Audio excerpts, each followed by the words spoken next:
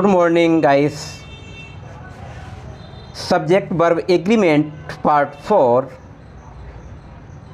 begins today. ऐसे rules दिमाग की बत्ती जला दें। फ्रेंड्स, जिन लोगों ने अभी तक हमारे पार्ट 1, 2, 3 नहीं देखे हैं, प्ले लिस्ट में अवश्य देख लें, वेरी हेल्पफुल। तो चलते हैं नेक्स्ट रूल पर। Rule number 11,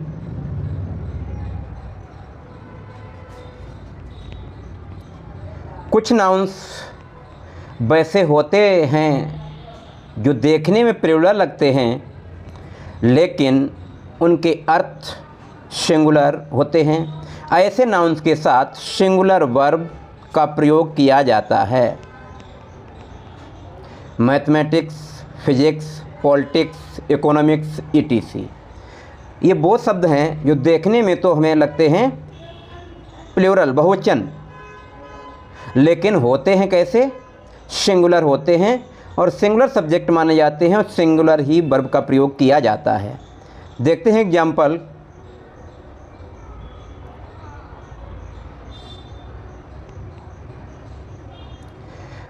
mathematics are good subject. अब यहाँ मैथमेटिक्स को सब्जेक्ट के अकॉर्डिंग देखा गया है कि गणित जो है अच्छा विषय है, तो गणित हमारा हमेशा सिंगुलर होगा। तो इज नहीं, क्या आर नहीं, क्या आएगा? इज। तो कंप्लीट ऑप्शन होता है second, mathematics is a good subject. What, लेकिन देखिए यहीं पे प्रॉब्लम है। हिज मैथमेटिक्स इज गुड, उसका जो है मैथमेटिक्स, अब यहाँ पे इसका विषय नहीं कह सकते, उसका कैलकुलेशन कहा जाएगा। हिज मैथमेटिक्स इज गुड मतलब उसका कैलकुलेशन अच्छा है, तो हिज मैथमेटिक्स आर होगा। अब यहाँ पे सब्जेक्ट नहीं रहा, अब इसे प्लूरल के रूप में देखा जाएगा। बेहद ही इम्पोर्टेंट रूल। चलते हैं after this next rule number 12।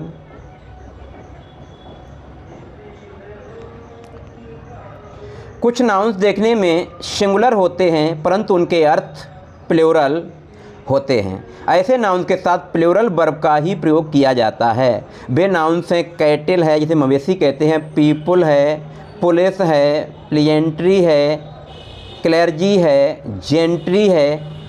ये शब्द वो शब्द हैं, ऐसे वर्ड हैं जो देखने में कैसे लगते हैं? सिंगुलर, एक वचन के, लेकिन ये सारे शब्द जो है प्लूरल का अर्थ देते हैं।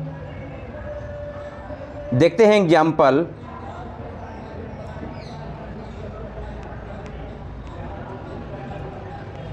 The cattle is grazing in the field. अब यहाँ पे कैटल को सिंगल के रूप में प्रयोग किया गया है, जबकि कैटल माने होती मवेशी, तो मवेशी हमेशा प्लूरल रहेगी, तो द कैटल आर होगा।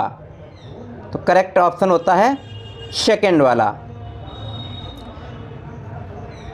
The cattles are grazing, cattles में आर लगा दिया, ये भी गलत हो गया। क्यों? कैटल में आर वो एस नहीं लग सकता है, और इसके साथ आर तो लगेगा, लेकिन यहाँ पे सब्जेक्ट में गड़बड़ी कर दी गई।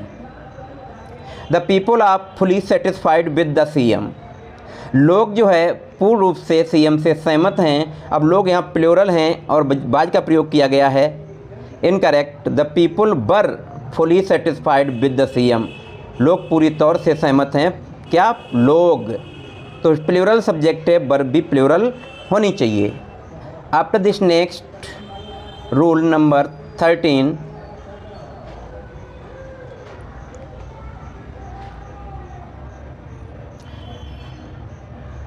अदर के साथ प्लूरल नाउन तथा प्लूरल वर्ब का प्रयोग किया जाता है, जबकि इनोदर के साथ सिंगुलर नाउन और सिंगुलर वर्ब का प्रयोग किया जाता है। तो अदर के साथ सब्जेक्ट भी बहुवचन का होगा और वर्ब भी बहुवचन की होगी, लेकिन सिंगुलर इनोदर के साथ सिंगुलर ही नाउन होगा और सिंगुलर ही वर्ब होगी। देखते हैं example. There is so many other hotel than the Maurya in the city. So many other लिखा है। अब यहाँ पे होटल जो है वो सिंगुलर दिया गया है और वर्ब भी सिंगुलर है। रूल क्या है, अदर के साथ वर्ब भी सिंगुलर प्लूरल होनी चाहिए और सब्जेक्ट भी प्लूरल होना चाहिए। तो करेक्ट ऑप्शन होता है सेकेंड वाला। There are so many other hotels than the Maurya in the city. Next, there is another schools near the Golghar. अब देखिए अनदर के साथ सब्जेक्ट प्लूरल लगा दिया, नहीं होगा। देयर आर, अब अनदर के साथ आर का प्रयोग किया गया क्योंकि अनदर जो है सिंगुलर में प्रयोग होगा और सब्जेक्ट भी सिंगुलर होगा, स्कूल्स भी लगा, ये भी नहीं होगा। There is another school near the Golghar. अब देखिए यहाँ पे स्कूल भी सिंगुलर है और इज वर्ब भी सिंगुलर, करेक्ट होता है fifth. After this next rule 14,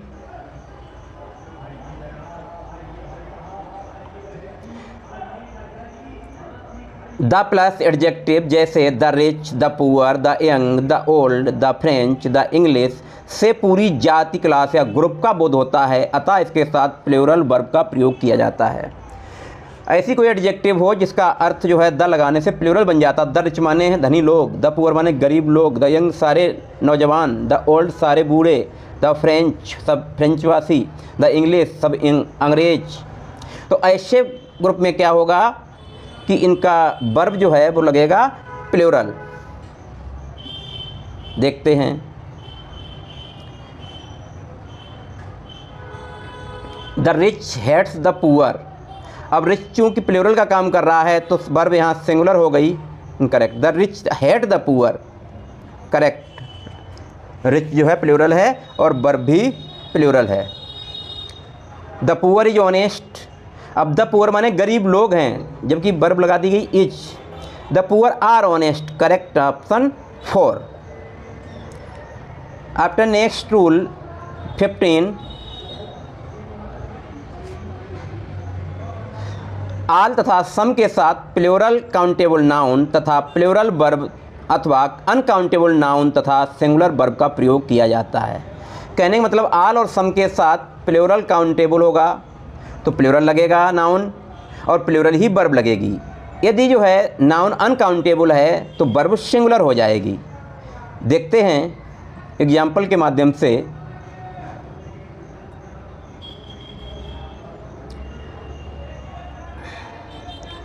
some animal is faithful. अब सम प्लूरल के लिए है, एनिमल जो है काउंटेबल है, इसके मतलब एनिमल्स होना चाहिए और वर्ब भी सिंगुलर नहीं होनी चाहिए, प्लूरल चाहिए। Some animals are faithful, correct है।